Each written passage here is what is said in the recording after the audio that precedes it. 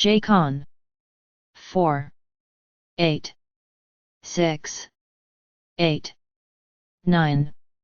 She was nearly 70 and catching the evening news when the buzz-cut skinheads appeared on the big screen TV, gathering to explain that it was all just a hoax.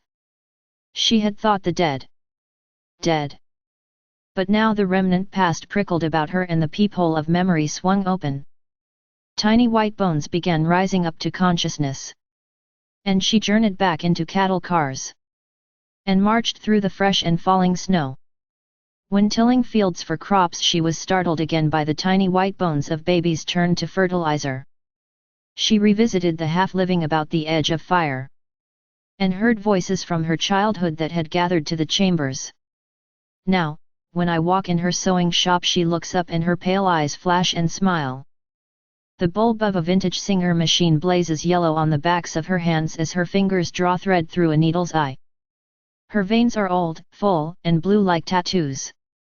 When her hand feeds fabric to the seam, the veins bulge and I see the dull blue numbers on her forearm are ink from another century. She tells that a few survived the chambers.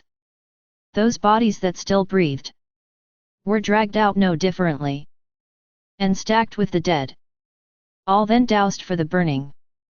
After the blaze of fuel was spent, and the fiery core had sunk to ash, the edge of the smoking heap was mostly char. Little much survived past that smoldering edge. Just the upper body still alive, with a hand that moved a bit, and a face tilting upward. The eyes locked intently upon her, holding her, at witness.